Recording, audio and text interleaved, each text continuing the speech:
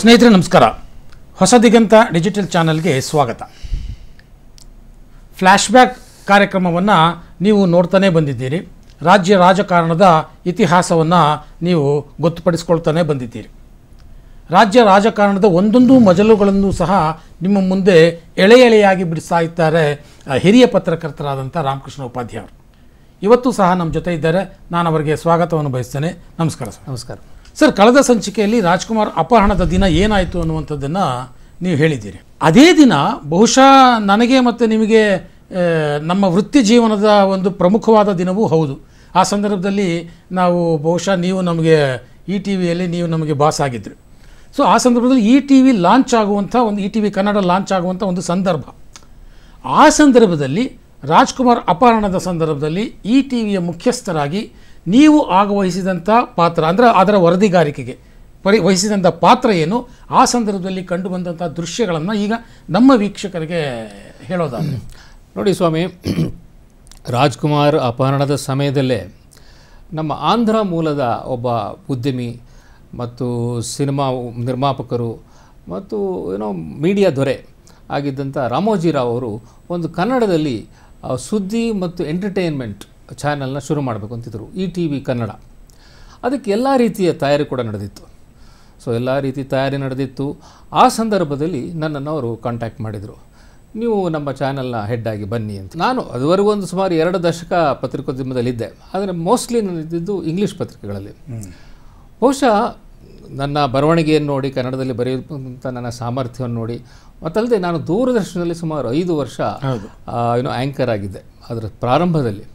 So ಇದೆಲ್ಲ ನೋಡಿ ಬಹುಶಃ ರಾಮೋಜಿರಾವ್ ಮತ್ತು ಅವರ ಸಹೋದ್ಯೋಗಿ ಆಗಿದ್ದಂಥ ರಾಮಾನುಜಮ್ ಅವರು ನನ್ನನ್ನು ಸೆಲೆಕ್ಟ್ ಮಾಡಿರ್ಬೋದು ಅಂತ ತಿಳ್ಕೊಂಡಿದ್ದೇನೆ. ಒಂದು ಒಳ್ಳೆ ಟೀಮ್ ಕೂಡ ಕೊಟ್ಟಿದ್ದರು. ಒಂದಷ್ಟು ಜನ ಆಗಲೇ ಸೆಲೆಕ್ಟ್ ಆಗಿದ್ದರು. ನಾನು ಬಂದಮೇಲೆ ಒಂದಷ್ಟು ಜನ ಸೆಲೆಕ್ಟ್ ಮಾಡಿದ್ವಿ. ಒಂದು ಒಳ್ಳೆ ಯುವತಿಯರ ಪತ್ರಕರ್ತರ ಒಳ್ಳೆ ಟೀಮು. ಸೊ ನಾವು ತಾಲೀಮು ಶುರು ಮಾಡಿದ್ವಿ, ಚಾನಲ್ ಲಾಂಚ್ ಆಗಬೇಕು. ಸೊ ಒಂದು ಕೆಲವು ವಾರಗಳಲ್ಲೇ ನಾವೆಲ್ಲ ರೆಡಿ ಆಗಿಬಿಟ್ಟಿದ್ವಿ ಚಾನಲ್ ಶುರು ಮಾಡೋಣ ಅಂಥೇಳಿ. ಸೊ ನಮ್ಮ ಬಾಸಸ್ ಯಾಕೆ ಶುರು ಮಾಡಿ ಅಂತ ನಮಗೆ ಕ್ಯೂ ಕೊಡ್ತಾ ಇಲ್ಲ ಅಂಥೇಳಿ. ಸೊ ನಾವು ಹೈದರಾಬಾದ್ಗೆ ರಾಮಾನುಜಮ್ ಅವ್ರ ಹತ್ರ ಮಾತಾಡಿ, ಯಾಕೆ ಸರ್ ಇದು ಶುರು ಮಾಡ್ತಾ ಇಲ್ಲ ಅಂತ. ಅವರು ತಾಳಿ ಯಾಕೆ ಅಂತ. ಆಮೇಲೆ ನೋಡಿದ್ರೆ ನಮಗೆ ತಿಳಿದು ಬಂದಿದ್ದು, ರಾಮೋಜಿರಾವ್ ಅವರಿಗೆ ಕರ್ನಾಟಕದಲ್ಲಿ ಈ ರೀತಿ ಒಂದು ಉದ್ವಿಗ್ನ ಪರಿಸ್ಥಿತಿ ಇರುವಾಗ, ರಾಜ್ಕುಮಾರ್ ಕಿಡ್ನ್ಯಾಪ್ ಆದಾಗ ಇಡೀ ರಾಜ್ಯದಲ್ಲೇ ಒಂದು ಉದ್ವಿಗ್ನ ಸ್ಥಿತಿ ಇತ್ತು. ಹಾಗಾಗಿ ಅವರು ಇಂಥ ಪರಿಸ್ಥಿತಿಯಲ್ಲಿ ಚಾನಲ್ ಲಾಂಚ್ ಮಾಡೋದು ಬೇಡ, ಜನಗಳಲ್ಲೂ ಒಳ್ಳೆಯ ಒಂದು ವಾತಾವರಣ ಇಲ್ಲ ಅಂತ ಹೇಳ್ಬಿಟ್ಟು ಮುಂದಕ್ಕೆ ಹಾಕಿದ್ರು. ಸೊ ಹೀಗೆ ಮುಂದುವರಿತು. ಆದರೆ ನೋಡಿ, ಕಡೆಗೆ ಒಂದು ದಿವಸ ನವಂಬರ್ 14ರಂದು SM ಕೃಷ್ಣ ಅವರು ಅನೌನ್ಸ್ ಮಾಡಿದ್ರು, ಈಗ ರಾಜ್ಕುಮಾರ್ ಅವ್ರನ್ನ ಬಿಡುಗಡೆ ಮಾಡಲಿಕ್ಕೆ ವೀರಪ್ಪನ್ ಒಪ್ಪಿದ್ದಾನೆ. ನನಗೀಗ ಫೋನ್ ಮಾಡಿದ, ಸ್ಯಾಟಲೈಟ್ ಫೋನ್ ಆಗೆಲ್ಲ ಅಲ್ಲಿ ಬಿಡುಗಡೆ ಮಾಡ್ತಾ ಇದ್ದೇನೆ ಅಂತ ಹೇಳಿ. ಆ ಸುದ್ದಿ ಬರ್ತಾ ಇದ್ದಂಗೆ ಏನು ರಾಜ್ಯದಲ್ಲಿ ಸಂಭ್ರಮ, ಓಹೋ ಇನ್ನೇನು ರಾಜ್ಕುಮಾರ್ ರಿಲೀಸ್ ಆಗಿಬಿಡ್ತಾರೆ ಅಂಥೇಳಿ.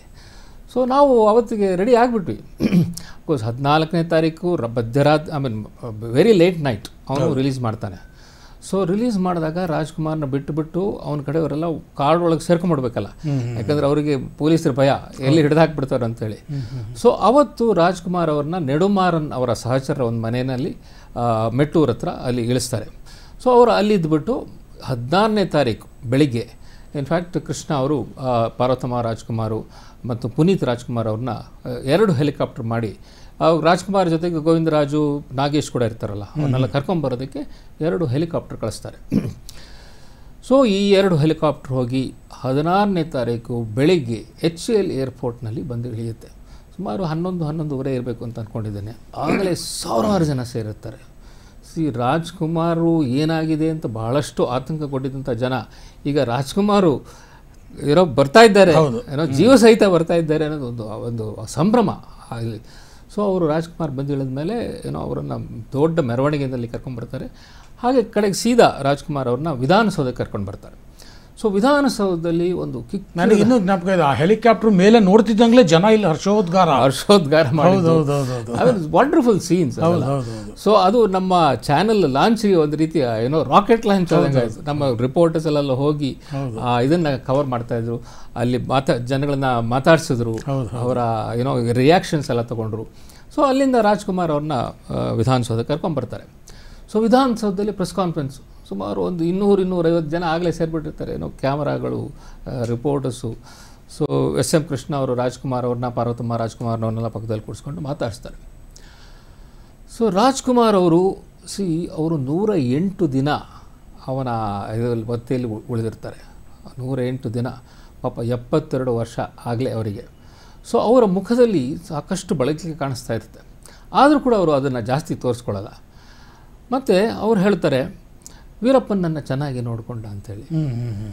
ವೀರಪ್ಪನ್ ಚೆನ್ನಾಗಿ ನೋಡಿಕೊಂಡ ಅಂತ ಹೇಳಿದ್ರು ಕೂಡ ಅವರು ನಾವು ಯಾರೂ ನಂಬಲಿಕ್ಕೆ ತಯಾರಿರಲಿಲ್ಲ. ಯಾಕಂದರೆ ಅಲ್ಲಿಂದ ಎಲ್ಲ ಸುದ್ದಿ ಬರ್ತಾಯಿತ್ತು, ಅವ್ರನ್ನ ಎಷ್ಟು ಕ್ರೂರವಾಗಿ ಇವನು ನಡೆಸ್ಕೊಂಡಿದ್ದ, ಮತ್ತು ಅವನಿಗೆ ಒಂದು ಇದು ಒತ್ತೆಯಾಳು ಇಟ್ಕೊಂಡು ದುಡ್ಡು ಮಾಡಬೇಕಷ್ಟೇ. ಸೊ ಅವನ ಇದು ಉದ್ದೇಶ ಇದ್ದಿದ್ದು ಅಷ್ಟೇ. ಸೊ ಆಮೇಲೆ ಪಬ್ಲಿಸಿಟಿ ಸಿಗುತ್ತೆ, ತನ್ನ ಕಾಸಸ್ಸು ತಮಿಳ್ರ ಕಾಸಸ್ಸು ಇದ್ರ ಬೆಲೆ ಸಿಗುತ್ತೆ ಅಂತ ಕರ್ಕೊಂಡು ಹೋಗಿದ್ದ ಅವನು. ಸೊ ನಮಗೆಲ್ಲ ಗೊತ್ತಿದ್ದಂಗೆ ಅವನು ರಾಜ್ಕುಮಾರ್ಗೆ ತೀವ್ರ ಚಿತ್ರಹಿಂಸೆ ಕೊಟ್ಟಿದ್ದ. ಆದರೂ ಆ ಪ್ರೆಸ್ ಕಾನ್ಫರೆನ್ಸ್ನಲ್ಲಿ ರಾಜ್ಕುಮಾರ್ ಅವರು ತಮ್ಮ ಮೃದು ಧ್ವನಿಯಲ್ಲಿ ಹೇಳಿದ್ದಿಷ್ಟು, ನನ್ನ ವೀರಪ್ಪನ್ನು ಚೆನ್ನಾಗಿ ನೋಡಿಕೊಂಡ, ನನಗೇನು ಬಾಧೆ ಆಗಲಿಲ್ಲ ಅಂತ ಎಲ್ಲ ಹೇಳ್ಕೊಂಡ್ರು. ಆದರೂ ನಮಗೆ ಒಂದೇ ಕಡೆ ಉಳಿಸ್ತಾ ಇರಲಿಲ್ಲ. 2-3 ದಿನಕ್ಕೆ ಒಂದು ಸರ್ತಿ ಕರ್ಕೊಂಡು ಹೋಗ್ತಾ ಇದ್ದೆ. ಯಾಕಂದರೆ ಅವನಿಗೆ ಸದಾ ಪೊಲೀಸ್ನವರ ಭಯ ಇತ್ತು. ಸುಮಾರು 108 ದಿನದಲ್ಲಿ 50-60 ಸರ್ತಿ ನಾವು ಜಾಗಗಳನ್ನು ಬದಲಾಯಿಸಿರ್ಬೋದು ಅನ್ನೋ ಮಾತೆಲ್ಲ ಹೇಳ್ಕೊಂಡು ಅವರ ಮುಖದಲ್ಲಿ ಖಿನ್ನತೆ ಕಾಣಿಸ್ತಾ ಇತ್ತು. ನಾನು ಕೆಲವು ಬಾರಿ ಸಂತೋಷವಾಗಿರ್ತಾ ಇದ್ದೆ, ಆದರೆ ಭಾಳಷ್ಟು ಸಲ ನನಗೆ ವಾಪಸ್ ಹೋಗ್ತೀನೋ ಇಲ್ಲೋ ಅನ್ನುವ ಒಂದು ಭರವಸೆ ಹೊರಟೋಗಿತ್ತು. ಈ ಥರ ಎಲ್ಲ ಅವರು ಹೇಳ್ಕೊಂಡಾಗ ನಮಗೂ ಎಂಥ ಒಂದು ಪರಿಸ್ಥಿತಿ ಬಂತು, ನಮ್ಮ ರಾಜ್ಕುಮಾರ್ಗೆ ಇಂಥ ಒಂದು ಪರಿಸ್ಥಿತಿ ಬಂದಲ್ಲ. ಸೊ ಇಷ್ಟೆಲ್ಲ ಹೇಳಿದ್ರು. ಸೊ ಪತ್ರಿಕಾಗೋಷ್ಠಿಯಲ್ಲಿ ಎಸ್ ಎಂ ಕೃಷ್ಣ ಅವರು ಇದ್ರ ಎಸ್ ಎಂ ಕೃಷ್ಣ ಅವರಿದ್ದರು. ಆ ಪತ್ರಿಕಾಗೋಷ್ಠಿ ನಡೆದ ಸಂಜೆಯೇ ಎಸ್ ಎಂ ಕೃಷ್ಣ ಅವರು ETV ಅವರಿಗೆ ಒಂದು ವಿಶೇಷ ಸಂದರ್ಶನ ಕೊಟ್ಟರು. ಅವರ ಸಂದರ್ಶನ ಮಾಡುವ ಭಾಗ್ಯ ನನಗೆ ಸಿಕ್ಕಿತ್ತು. ಆವಾಗ ಕೃಷ್ಣ ಅವರು ತಾವು ಆ ದಿನಗಳಲ್ಲಿ 108 ದಿನಗಳಲ್ಲಿ ಅನುಭವಿಸಿದಂಥ ಯಾತನೆ, ನೋವು ಇದನ್ನೆಲ್ಲ ಹೇಳ್ಕೊಂಡ್ರು. ಮತ್ತು ಏನೇನು ಸ್ಟ್ರಾಟಜಿ ಮಾಡಿದೆ ಎಲ್ಲವನ್ನು ಹೇಳ್ಕೊಂಡ್ರು. ಆದರೆ ಅವ್ರ ಮನಸ್ಸಿನಲ್ಲಿ ಏನೋ ಒಂದು ಕೊರಿತಾ ಇತ್ತು. ಅವ್ರಿಗೆ ನೋಡಿ, ರಾಜ್ಕುಮಾರ್ ಅವರಾಗಲಿ, ಪಾರ್ವತಮ್ಮ ರಾಜ್ಕುಮಾರ್ ಆಗಲಿ, ಶಿವರಾಜ್ ರಾಜ್ಕುಮಾರ್ ಆಗಲಿ ಅಥವಾ ಪುನೀತ್ ರಾಜ್ಕುಮಾರ್ ಆಗಲಿ ಯಾರೂ ಒಂದು ಸರ್ತಿ ಕೂಡ ಒಂದು ಥ್ಯಾಂಕ್ ಯು ಕೂಡ ಹೇಳಿರಲ್ಲ. ಸೊ ಅವ್ರಿಗೊಂದು ರೀತಿ ಅದು ಬಾಧಿಸ್ತಾ ಇತ್ತು ಅಂತ ಕಾಣುತ್ತೆ. ಆದರೆ ಅದರ ಬಗ್ಗೆ ಏನೂ ಮಾತಾಡಿರಲಿಲ್ಲ. ಸೊ ಸಂದರ್ಶನ ಮುಗಿದ ಮೇಲೆ ನಾನು ಈ ವಿಚಾರವನ್ನು ಅವ್ರ ಮುಂದೆ ಇಟ್ಟೆ. ಅವ್ರು ಹೇಳಿದ್ರು, ಅದೆಲ್ಲ ಈಗ ಯಾಕೆ ಬಿಡಿ, ಅಂದರೆ ಬೇಸರ ಇದೆ ಅನ್ನೋದನ್ನ ಸೂಕ್ಷ್ಮವಾಗಿ ಹೇಳಿ ಅವ್ರು ಎದ್ದು ನಿಂತ್ಕೊಂಡು ಕೈ ಕುಲುಕ್ಬಿಟ್ಟು ಹೊರಟ್ಬಿಟ್ರು. ಸೊ ಅವ್ರಿಗೆ ಬಹಳಷ್ಟು ಬೇಜಾರಾಗಿತ್ತು ಅನ್ನೋದು ಗೊತ್ತಾಯ್ತು. ಅಷ್ಟೆಲ್ಲ ಪ್ರಯತ್ನಗಳು ಪಟ್ಟು ಕೂಡ ಅವ್ರ ಕುಟುಂಬದಿಂದ ಒಂದು ಒಳ್ಳೆ ಮಾತು ಬರಲಿಲ್ಲ ಅನ್ನೋದು ಅವರಿಗೆ. ಬಹುಶಃ ಅವ್ರ ಕುಟುಂಬಕ್ಕೂ ಈ ಒಂದು ಆಘಾತ ಇದರಿಂದ ಮರ್ತೋಯ್ತೋ ಏನೋ ಗೊತ್ತಿಲ್ಲ. ಒಟ್ಟಾರೆಯಾಗಿ ರಾಜ್ಕುಮಾರ್ ಅಪಹರಣ ಅದಾದ ನಂತರ ಬಿಡುಗಡೆ ಇದೆಲ್ಲವೂ ಆಯಿತು. ಇಲ್ಲಿ ಸಂಧಾನಕಾರರ ಪಾತ್ರ ಏನಿತ್ತು ಅನ್ನುವಂಥದ್ದು, ನೆಡುಮಾರನ್ನು, ನಕೀರನ್ ಗೋಪಾಲು, ಕೊಳತ್ತೂರು ಮಡಿ, ಮತ್ತು ಸಂಧಾನಕಾರರ ಪಾತ್ರ ಅಂದ ತಕ್ಷಣವೇ ಮತ್ತೆ ಬರುವಂಥದ್ದು ನೀವು ಕಳೆದ ಸಂಚಿಕೆಯಲ್ಲಿ ನಿಲ್ಲಿಸಿದ ಹಾಗೆ ಒತ್ತೆ ಹಣದ ವಿಚಾರ. ಒತ್ತೆ ಹಣ ಎಷ್ಟು ಹೋಯಿತು ಅನ್ನುವಂಥದ್ದು. ಅಲ್ಲ, ಈ ಸಂಧಾನಕಾರರು ಆವಾಗಲೇ ಹೇಳಿದಾಗೆ ನಕೀರನ್ ಗೋಪಾಲು, ಕೊಳತ್ತೂರು ಮಣಿ, ನೆಡುಮಾರನ್ ಎಲ್ಲ ಆಗಾಗ ಕಾಡಿಗೆ ಹೋಗ್ತಾ ಇರ್ತಾರೆ, ಅವರಂತ ಮಾತಾಡ್ಸ್ಕೊತ ಬರ್ತಾ ಇರ್ತಾರೆ. ಗೋಪಾಲ್ ಅಂತೂ ಸುಮಾರು ಒಂದು 10-15 ಸರ್ತಿ ಹೋಗಿರ್ಬೋದು. ಅವನು ಹೋಗೋದು ವೀರಪ್ಪನ ಜೊತೆ ಮಾತಾಡಿ ಕ್ಯಾಸೆಟ್ ಆಡಿಯೋ ಕ್ಯಾಸೆಟ್ ಮಾಡಿಕೊಂಡು ತೊಗೊಂಡು ಬರೋದು. ಅವನ ಡಿಮಾಂಡ್ಸು, ಇದನ್ನು ತೊಗೊಂಬಂದು ಕೃಷ್ಣ ಅವ್ರಿಗೆ ಕೊಡ್ತಾರೆ. ಸೊ ಇದೇ ನಡೀತಾ ಇರುತ್ತೆ. ಕೃಷ್ಣ ಅವರು ಸರಿಯಾಗಿ ನಿದ್ದೆ ಕೂಡ ಮಾಡಿರಲ್ಲ ಆ ಪೀರಿಯಡಲ್ಲಿ. ಇದನ್ನು ಹೇಗಾದ್ರು ಮಾಡಿ ಸಾಲ್ವ್ ಮಾಡಬೇಕು ಅನ್ನೋದಷ್ಟೇ ಅವರ ಒಂದು ಯೋಚನೆ ಆಗಿರುತ್ತೆ. ಅವರ ಒಂದು ಒಂದು ಗ್ರೂಪ್ ಇರುತ್ತೆ, ಒಂದು ಕ್ಲೋಸ್ ಸರ್ಕಲ್ನಲ್ಲಿ ಇರ್ತಾ ಇದ್ದದ್ದು DIG ಇಂಟೆಲಿಜೆನ್ಸ್ ಆಗಿದ್ದಂಥ ಜಯಪ್ರಕಾಶ್ ಅವರು, ಇವರ ಭದ್ರತಾ ಸಲಹೆಗಾರರಂಥ T. ಶ್ರೀನಿವಾಸಲು ಅವರು, ಆಮೇಲೆ ಮಲ್ಲಿಕಾರ್ಜುನ್ ಖರ್ಗೆ ಹೋಮ್ ಮಿನಿಸ್ಟರ್ ಆಗಿದ್ದರು, ಶಿವಕುಮಾರ್ ಇರ್ತಾರೆ, DK ಶಿವಕುಮಾರು, ಸೊ ರೋಷನ್ ಬೇಗು ಆವಾಗಿದ್ದರು.